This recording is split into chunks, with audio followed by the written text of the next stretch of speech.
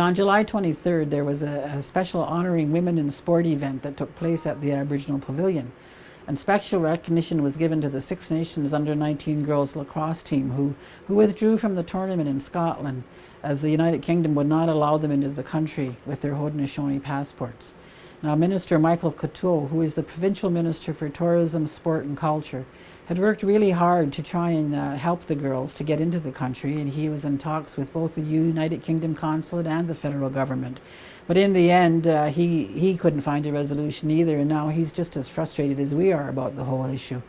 Anyway, he was on hand on July 23rd to meet with the girls and to talk with them and to give them some uplifting words, and he told them that he's going to continue to work on this issue so that hopefully in the next few years we can get it resolved so that our teams can get into the United Kingdom on our Haudenosaunee passport. So thank you to Minister Coteau for that, and I'm also trying to get him down here at Six Nations for the Under-19 World Lacrosse Tournament that is coming up next month.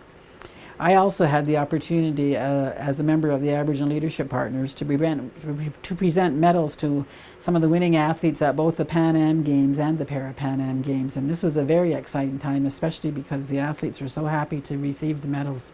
And I also had the great privilege to represent Six Nations in the Box of Honor at the opening ceremonies and the closing ceremonies. And I'll be going again tomorrow night to the Para-Pan Am closing ceremonies. So just on the Pan Am final, I want to congratulate Kevin Sandy, who was our Pan Am coordinator, and his team for ensuring that Six Nations presence was very much felt, as I said, throughout the Pan Am and the Para-Pan Am Games. Now in between that, we had Planet Indigenous. Planet Indigenous is a festival, and this is the 4th year, but it's a festival that's done in collaboration between the Woodland Cultural Centre and Harbourfront in Toronto. And this year the festival kicked off here in our own territory on July 31st at the Sanderson Centre in Brantford. It opened with stellar performances by Logan Stotts and Derek Miller, who are both from Six Nations, and the highlight was Buffy St. Marie, who put on a tremendous show.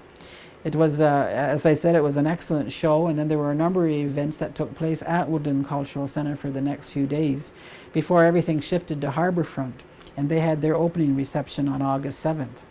I was there for that, and on August 8th I was also there at the WestJet stage when the Ontario Arts Council presented the Aboriginal Arts Awards. The Aboriginal Arts Award was presented to Daniel Moses, and then he presented an Emerging Artist Award to Phelan Johnson.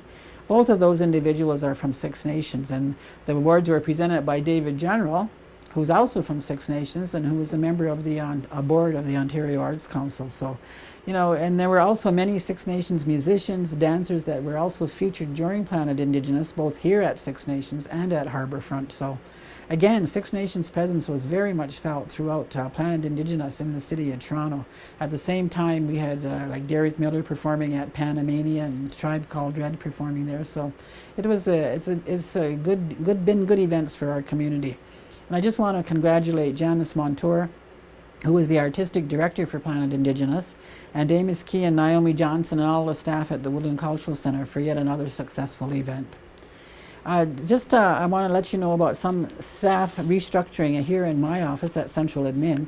Arlene Miracle is now going to be the Community Liaison Officer for the Chief's Office, and she'll be focusing on helping community members with issues such as Hydro One bills, taxation concerns, or any other concerns you need assistance with.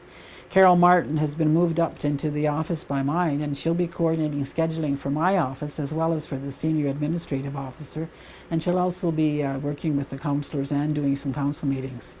Marilyn Mont Pleasant, who did look after the Students Assistance Program, as you know, retired last month. So if you need information on the Students Assistance Program, you can contact Becky McCumber in our Finance Department. So I just want to close by talking about some of the meetings or speaking engagements or events that have happened since our last update. I was in Hamilton on July 13th to speak at a witness blanket exhibit, which is related to residential school survivors. That's being held at the Central Library in Hamilton, and I encourage people to go and see that because it will be in place till August 29th. I also attended the border crossing celebration in Niagara Falls. I wasn't able to get on the other side and march across the bridge, but I was waiting for them when they got here, and they got stopped by the Canada Border Service Agency guards, and they were trying to make them show ID. So we had a bit of a hold up there for a while and, you know, let our voices be heard that this has been going on for 80 years and this has never happened before. So eventually they let them through and the celebration continued. Mohawk Chapel is also having a series of events over the summer, and their first one was on July 19th, or I think it was their second one, and it's called the Sounds of Summer campaign. And I went up to that in July, and they have entertainment, they've got free food. So if you can get up there for the next one, which is this Sunday, August 16th, please do go up and support the Mohawk Chapel. And on July 21st, we had the grand opening of the Grand Renewable Solar Park, which is just past Fisherville. I attended that along with Councillors Helen Miller and Louis Dotz, and we had the grand opening with the Chief Executive Officer of Samsung C&T from Korea, because that is the park that we are partners with Samsung in.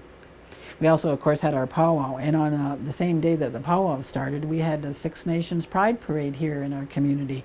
And I think this is the first time, I know it's the first time we've had it here, but I think it's also the first time that a Pride March has been held in any First Nation territory across the country. So congratulations to those organizers. We also want to congratulate St. Paul's Church on Sour Springs Road, as they celebrated their 150th anniversary on July 26th, and I was able to bring greetings for them. Councillor Bob Johnson and I and some of the staff also met with the Deputy Minister of Energy, who was here in our community on July 28th, to talk about some opportunities that may be available through the Energy Department, and also some of the home assistance programs with respect to hydro bills, etc. And Jean Crowder, who is the NDP MP and a former Aboriginal Affairs critic, was in our community on July 28th, and we got to talk to the fire chief and her and we talked about the lack of sufficient funding for our fire services.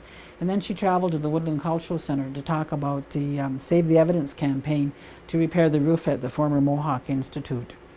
An Iroquois caucus was also held in Akwesasne on July 29th and 30th, and it was attended by Councillors Louis Stotts, Terry General, and Ray Miracle.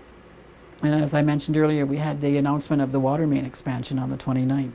And that evening, the fire department organized a fire awards ceremony at the community hall to acknowledge the new recruits and to give out awards to the different firemen. And that was attended as well by councillors Dave Hill, Melba Thomas, and Sherry Lynn Hill Pearson, myself. And so it was very moving to see the firemen all dressed up in their finest, and to recognize them, the efforts that they've made.